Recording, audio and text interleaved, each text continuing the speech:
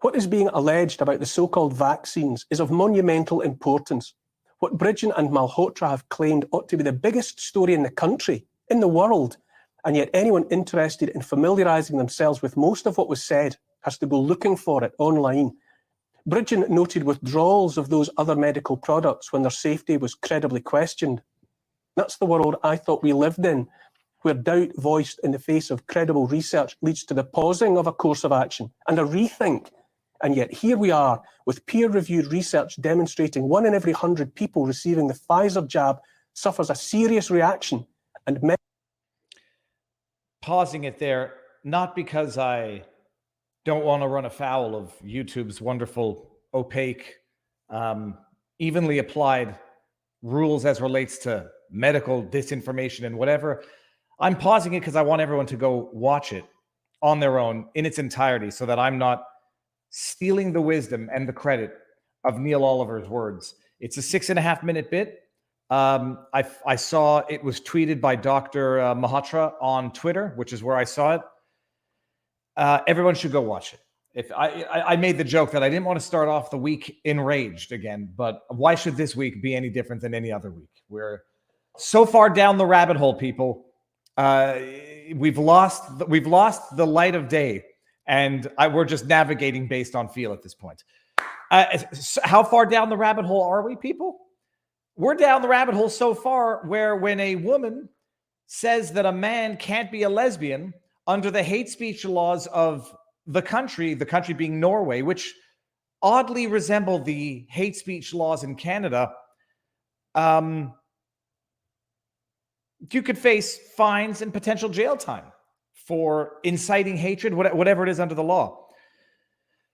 We'll get there in a bit because we have Tonje Gjevjon. I practiced this all morning. Tonje Gjevjon is the artist, film director.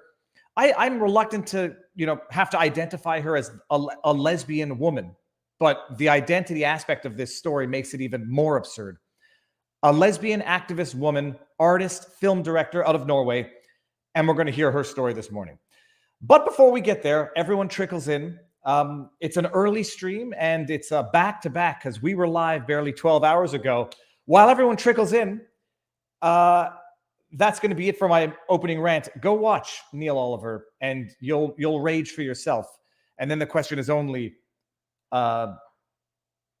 what do we do to get out of this dark ages of science, medicine, politics, social media, censorship? What do we do to get out of it? While we try to answer those existential questions, I'd like to thank my sponsor. You notice that this video said contains paid sponsors or something. I forget what the thing says. You know what it says. The thing with the thing. It's home title lock again, everybody.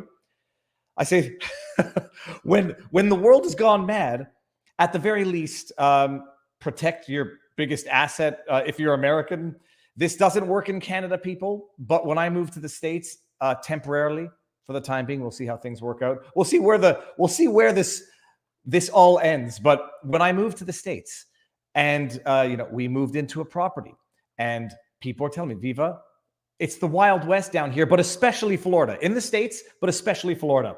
A type of fraud, which I never knew of in Canada, because I don't think we have it, home title fraud, not where people change the title of your house and walk in and say, get out, Mr. and Mrs. Viva, this house belongs to us. People borrow money against your property by pulling the deed from the clerk's office, wherever, forging your signature, going to a bank and saying, hey, I'd like to borrow some money against the house. Home title fraud.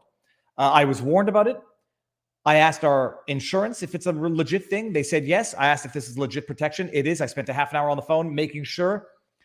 24/7 surveillance, bottom line, $19.95 a month, so that if anybody pulls your deed of sale from the local registry's office, you get notified. There's a freeze on it. Nobody borrows against it, and you'll get notified so you can rectify whatever problem there is. Oh, there's also $250,000 in legal fees to defend you in the event that something happens. 24/7 surveillance of what is probably most people's biggest asset, their home. If you go to Viva, what is it? It's not Viva. It's hometitlelock.com/Viva, promo code Viva. You'll get a free title assessment. And then for $19.95 a month, it's a product I use. It will give you the peace of mind to know that your biggest asset is covered. Cover your asset, people. All right. And I also like to thank them for having the audacity to sponsor the hinged, fringed minority holding unacceptable views and spouting anti-authority rhetoric. I've been getting angry on Twitter, people, but we're living through madness. And then the question is how to fight the madness without it having you blacken your soul.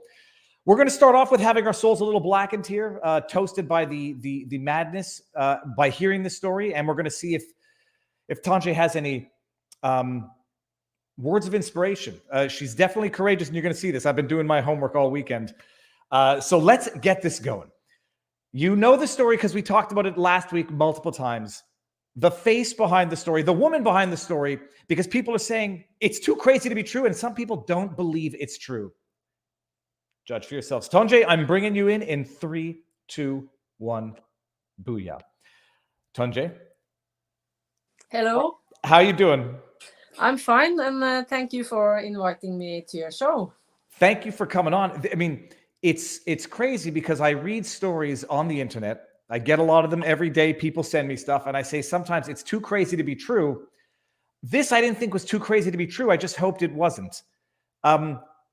But before we get there, just let everybody know who you are. I did my homework. I haven't been able to watch any of your movies, but I mean, you have a resume. But many people in North America are not going to know who you are until now.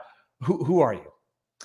Well, I'm an artist, and I make performance art first of all, but I also made like a feature film with the Bollywood producers, which is like a film where we are talking about homosexuality in India, Pakistan, and Norway. So, and I make music, and I have a lesbian performance band called the Hungry Hearts, and I've been my whole career I have been making art, commenting on being a woman, being a lesbian, and being part of this LGBT culture. So there you have me. And also I'm a lesbian. I hate that this has to be even part of the discussion where, like, people go to the identity side, lesbian, Jewish, but it's been made to be part of this public discourse where people are reduced to their identities. This is the movie.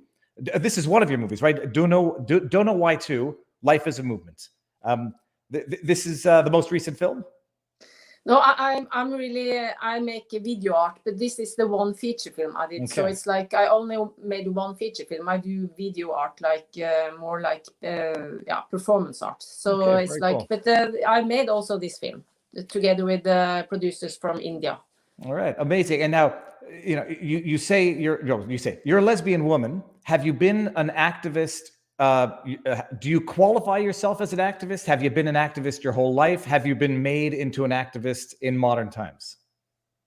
No, I've been working as an artist. I've been making video art and performances where we relate to being a woman, gender roles. We play with things. And so this has been what I have been doing. And before this, of course, I've been part of the lesbian and gay culture since I was 16 years old. Okay. So it has been actually quite easy because the women and the lesbians and gay men, lesbian women and gay men in Norway, they did their work. So in Norway, it's easy to be lesbian, or it was until some years ago. So it's like, but then suddenly I noticed that something happened, and then I understood that, okay, they are going to take this belief, as I call it. I don't believe in the concept gender identity. So it's like, but when they were taking, including gender identity in the legislation, then something really changed, and from being like friends, and I mean there has been disagreement in the LGBT movement, but suddenly it was like some kind of war. And as a lesbian, it's like I don't accept that heterosexual adult men can identify as lesbians, and because my sexual orientation is like same-sex orientated, and it actually excludes men. and this is quite important, especially for young girls they have to protect themselves from men with abusive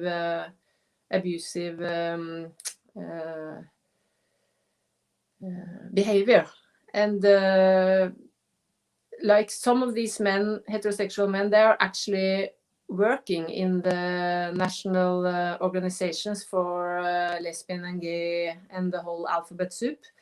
And to me, it's like young lesbians have to be able to say to adult heterosexual men who wear this gendered identity that you're actually not a lesbian.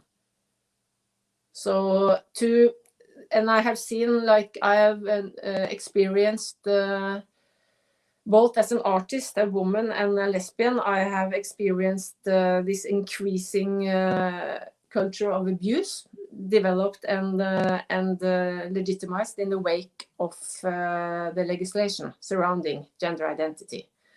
And it is an abusive culture, and it's targeting, especially it's targeting everybody who don't believe in gender identity, but first of all, it's targeting women and especially lesbians. So it's like, for me, it's like a fundamentally homophobic and misogynistic that this has come into law. And when I started to write about this, I've tried in every way to talk about this, communicate, like I write articles, I've been to hearings, I've been to debates. And what happened was that the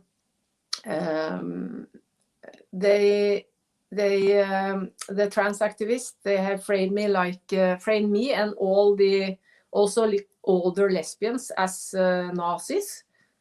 Suddenly all the lesbians turned Nazi in a way, because we don't accept men as lesbians. So, and also I have been cancelled. I had 3 exhibitions and they have all been cancelled because they frame me as hateful. So I lost my income and I have been demonized and my reputation is totally wrecked. And also they contacted the employees of my wife to try to take down, to frame her as hateful also, so that we shouldn't have any income at all. So this is like really devastating for everybody who tries to object to this gender identity or just don't want to take part in this concept. So yeah. And then I have to go to the 1st of October, because then I put out a Facebook post where I wrote, essentially it is like men can't be lesbians. But I also framed it as I find men permaliving to be lesbians are perverts, or I regard them as perverts, and they men permaliving. I think the word you used was a perversion, but I'll pull up the translation. Yeah, and because it's like, I think because it has actually been a man has been convicted for hate speech on this by Supreme Court. So I used the same wording he did, but I attached it, linked it to my sexual orientation, which is like lesbian.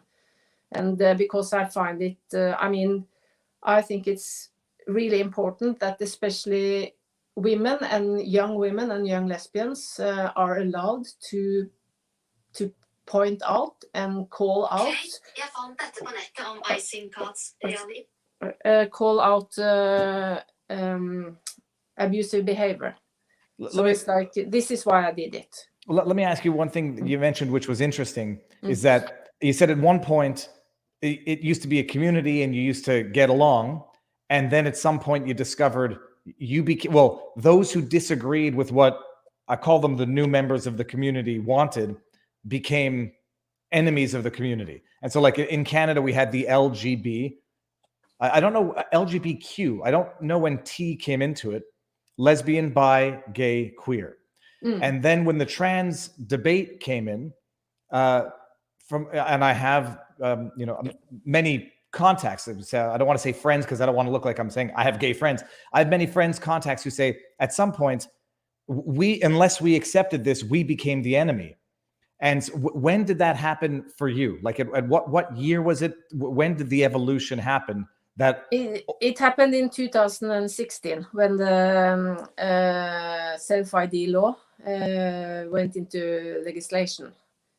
And we have like the most extreme self-ID legislation in the world. It's like children from they are 6 years old with one parent's consent can change their legal sex or legal, yeah. All right, and that was 2016, and at that point, I guess old school gays and lesbians say we're not all okay with this, so don't add the T to our LGBTQ. I think people were just like because there was no real debate about it. It's just happened like went under the radar, and then after a while, people were beginning to experience that this actually has some consequences, because it wasn't like before the self-ID law, before they really decided, it's like they said this won't affect anyone. It's just like for very, very few people to live in peace and to have the possibility to have this self-ID thing. But then people begin to notice that they were like demanding we used different sorts of pronouns, which was like really psychotic in a way. And also, if you don't want to take part in this gender identity concept, or if you object, it also had quite a lot of consequences, because they are going after your income. So yeah.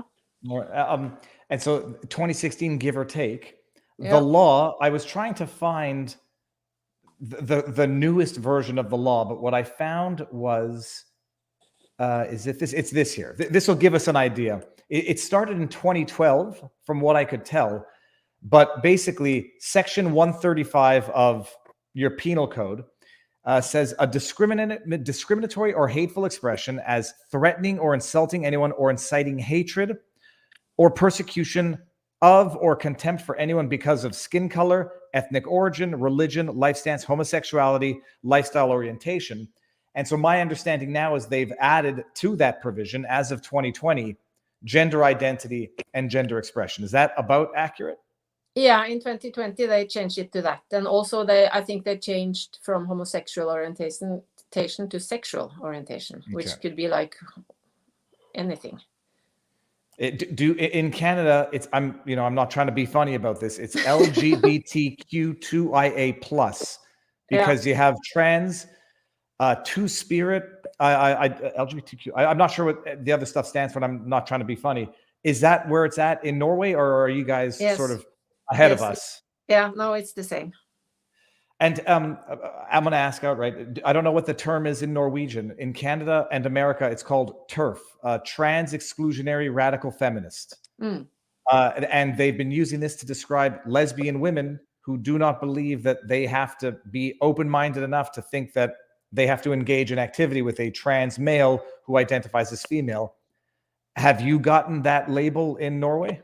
Yes, called the TERF and a transphobe and all other stuff. And it's like, but to me, it's also like, I just don't believe that it's possible to change your sex. And I think I don't want to, I mean, a man is a man, however he identify. And to me, it's like really important to be able to say this, because it's to protect oneself from abusing behavior from men. We have to call a man, and his abusive, those men who do this abusive behavior, we have to be able to call it out. And also it's like when these men, heterosexual men, as they actually are like working in the organizations for lesbians and gay people and all the other alphabet soup, they are like they are like it's what's it called? It's called like black emotional blackmail. Yeah. Like because they are in schools teaching children that they can change sex, that men can be lesbians, that men can be women, that you can medically change. They are teaching Norwegian schools children in schools this thing. So it's like they are girls who are lesbians.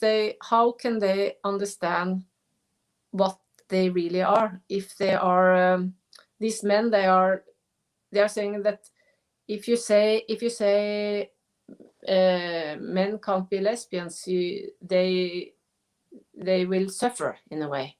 So it's like young lesbians and women and boys, they are supposed to take care of adult men's feelings towards like, I don't believe you're a man, a woman, I believe you're a man. If you say this, it's like then they are also getting this, like they are mean.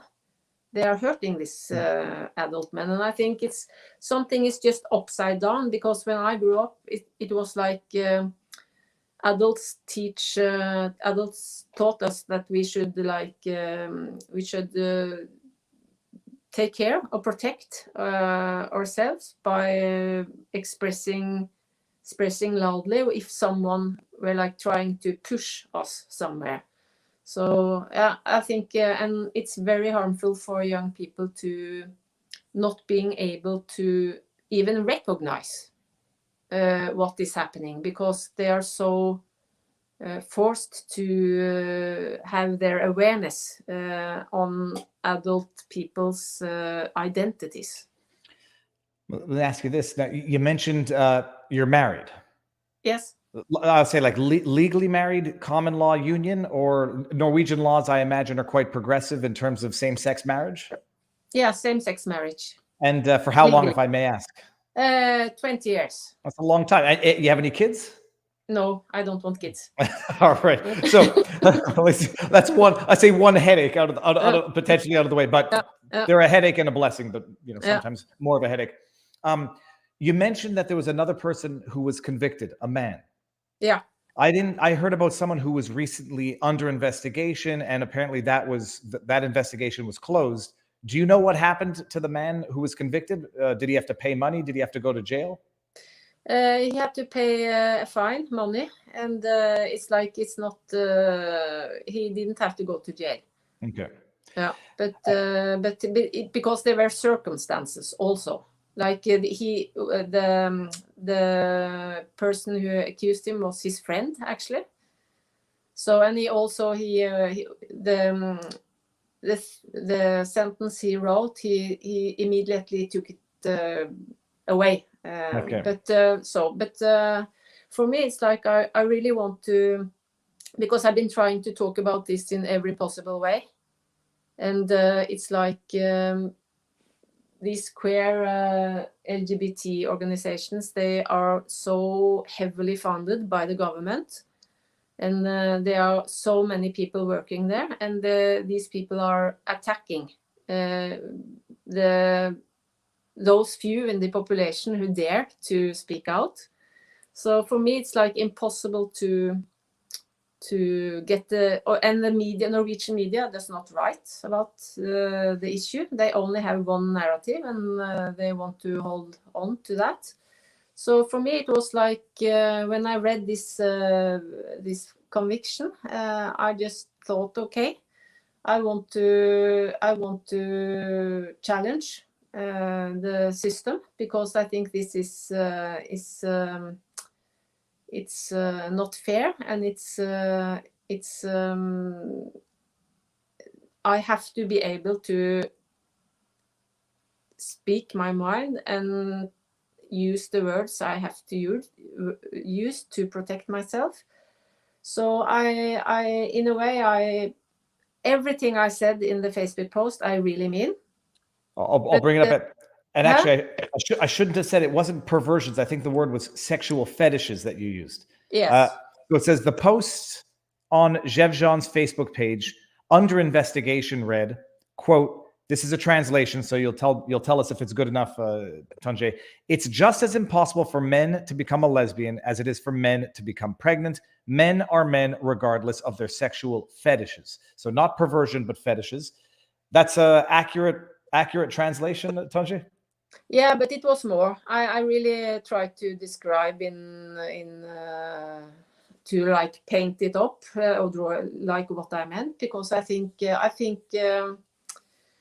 this idea, this romantic idea that people can have like a gendered identity, which is like not. I think everybody should allow to feel so, but the minute it got into the legislation, it has become really harmful for the ones who don't want to take part of it. And we also see the same in Norway as we see in UK and other countries, that they are attacking and targeting women who don't join their force and this belief of gendered identity. So it's like we have there has to be and the people responsible for this are like it's the politicians, it's the government.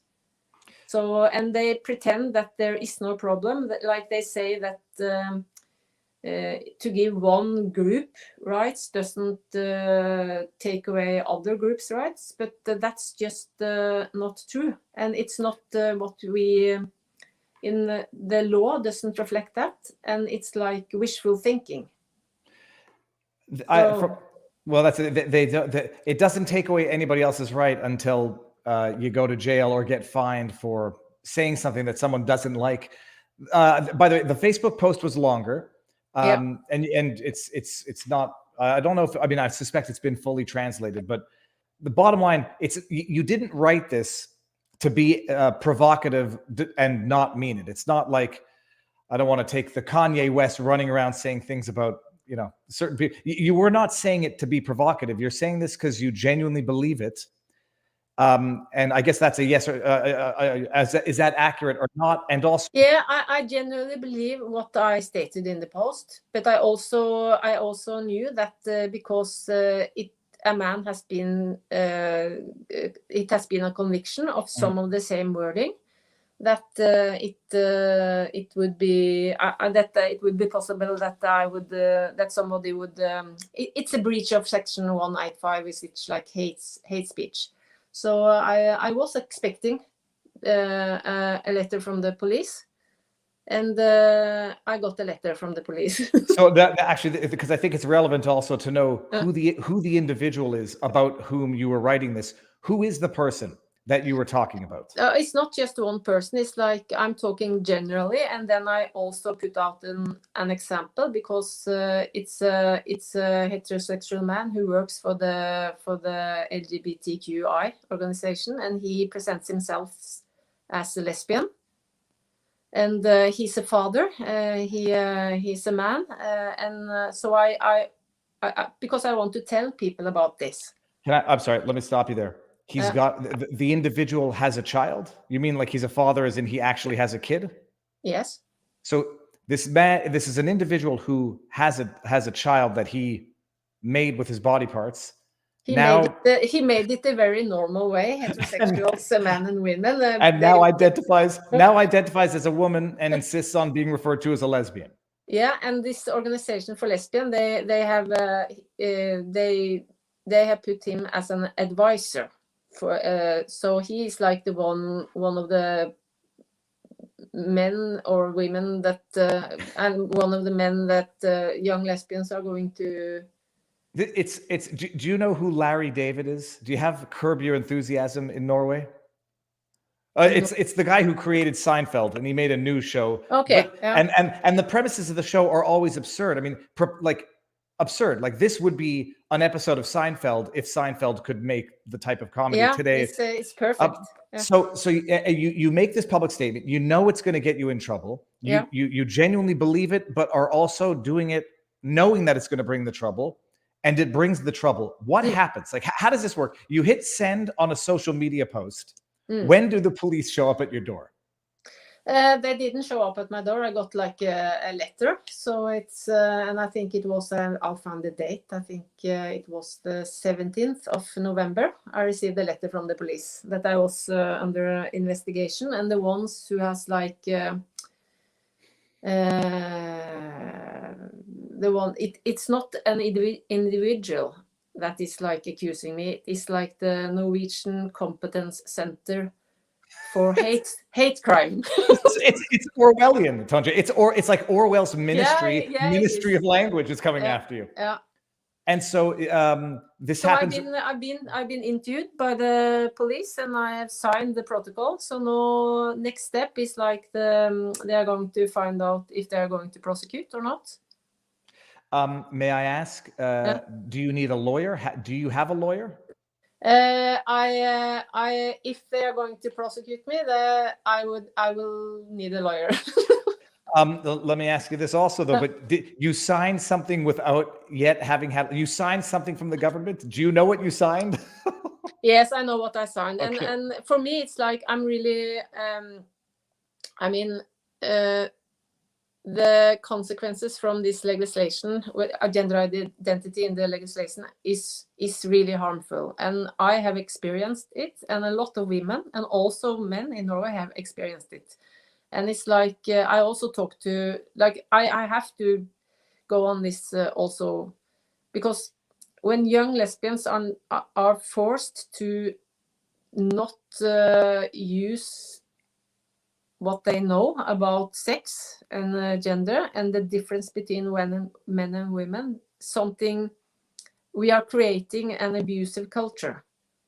And for me, it's like I really have to say, I have to do everything I can to object to this. And I want to explain why it is harmful.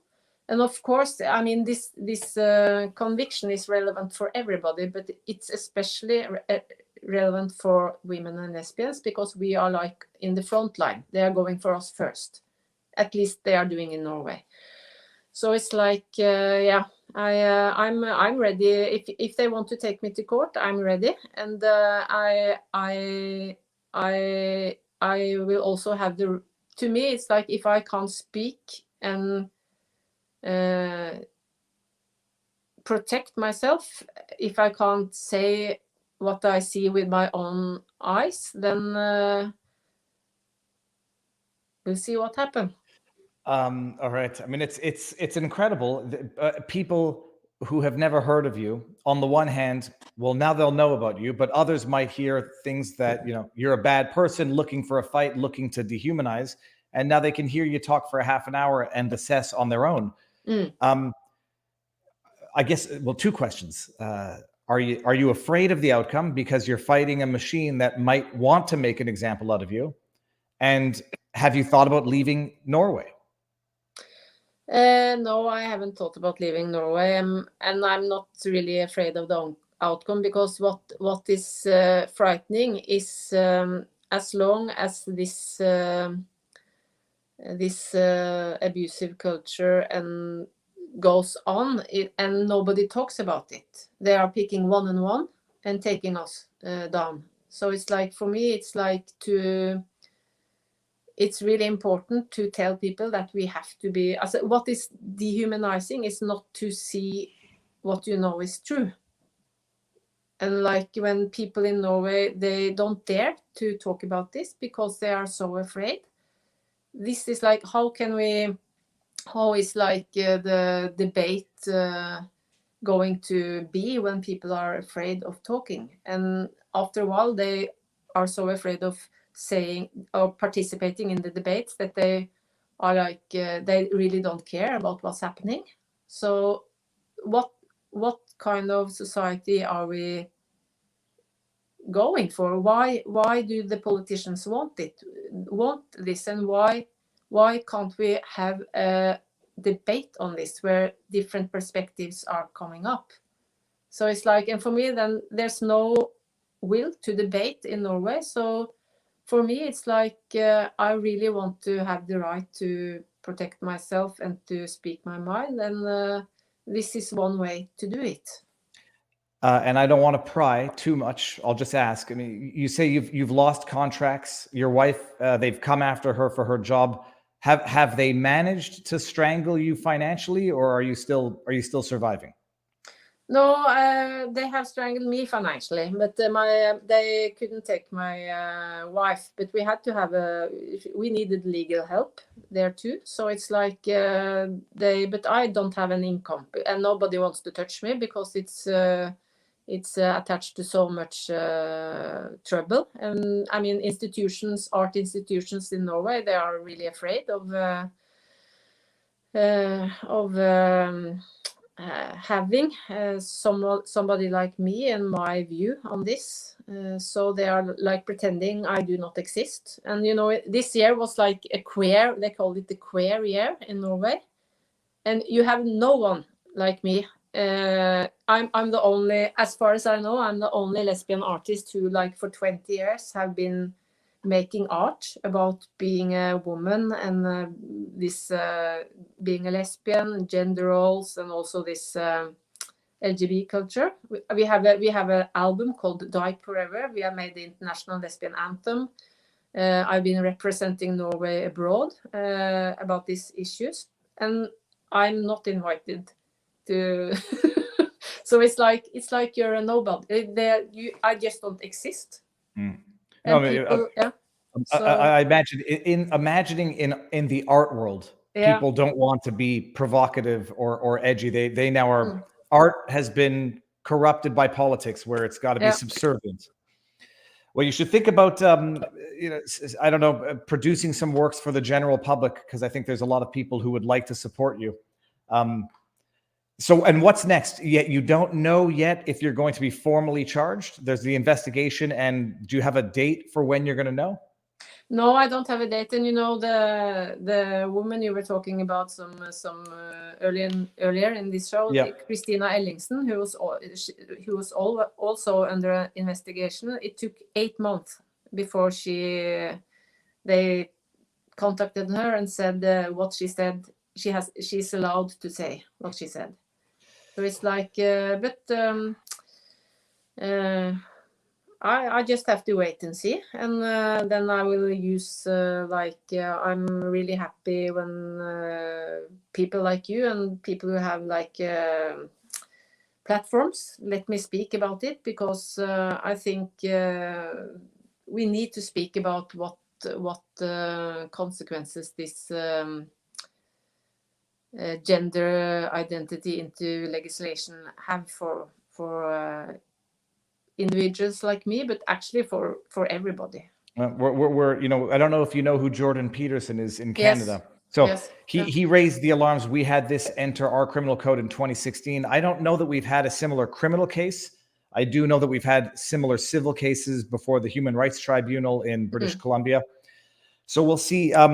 Tonje, when there's news, you'll let me know, and we'll be in touch. Yep. I say ordinarily I'd end the stream and we would talk afterwards, but I'm going to continue with the stream. But thank you very, very much for coming on. Anybody who had any doubts as to the accuracy of this story, you've seen it and heard it, and you've even seen the legislation. We'll see what happens, Tonje, and when there's news, let me know, and we'll continue to be in touch. Okay, thank you again. Thank you very much. Have a good evening, I guess. Thank you. All right, see you soon. Bye. There you have it, people. I've been reading the chat. I understand some of the points in the chat. It's a fair discussion. I think we'll deal with the chat afterwards. But now you've heard the actual story, and it's quite amazing that it's reality in Norway, that a lesbian woman who has the audacity of saying, I'm a lesbian woman and I don't like the idea of being pressured into having to normalize in my head, which it will never be normalized in, that a biological male who identifies as a woman is a lesbian, that I'm expected then to treat as one of my own, which is a biological woman with a sexual attraction or a natural attraction to another biological woman. As far as the chat goes, you know, if people have been saying this for a while about women in sports, if they don't fight for this, you'll get what you ask for. When you vote for certain politicians, you get what you ask for. The problem is, the slippery slope is not a fallacy; it's a strategy, and it's only in retrospect that you can look back at prior stages and say, well, we could have seen where this was going from then, but from at that point in time, at that singular moment in time, because we only exist in singular moments in time, nobody really reasonably saw it going here. In 2016, when Jordan Peterson was talking about criminalizing speech under Bill C-16, is it Bill C-16? I think it was. Even I didn't see that happening. And I was not anywhere near as cynical, jaded, or I dare say informed as I am now. I couldn't see that.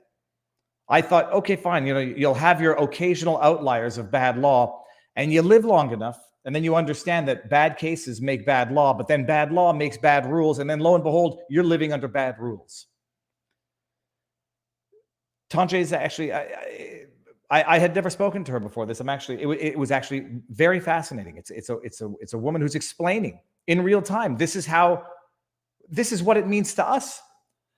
And it's a form of, and I can understand the sentiment. It's a form of abuse. Imagine someone telling me that who I have to, what I have to do that violates my very nature in order to allegedly be tolerant of someone else's self-identification. That's not how things work or should work. So that's it. That's fascinating. We'll be following it because she picked a fight, and she might have picked a fight with an administration now that wants to make an example out of it. It is clown world. The Beacon, let me see this here. There is a movement of nationals and foreigners who are flooding Norwegian social media with her statement. Will they charge foreigners? Arrest us all. Her statement, as far as what I've read,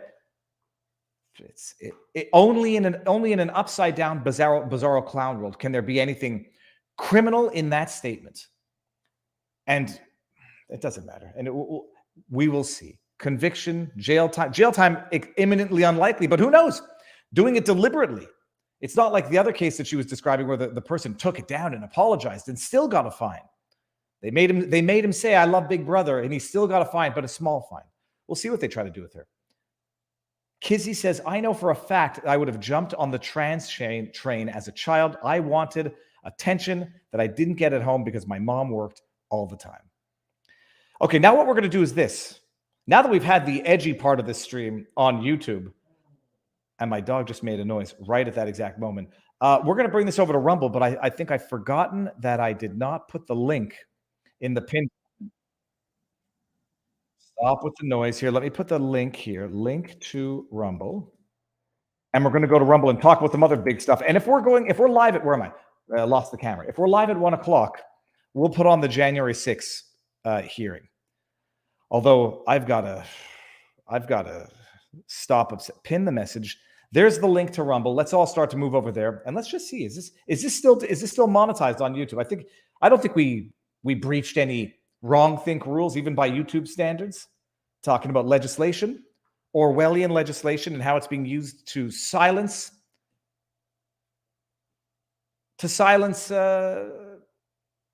people who were once the people they were looking to protect 20 years ago. But what have they done for them lately?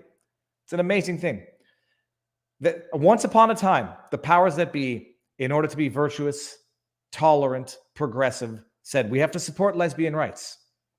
That was 20 years ago. Now, throw the lesbians under the bus if they don't accept biological men who identify as women are women, and therefore they're not real lesbians, or they're TERFs.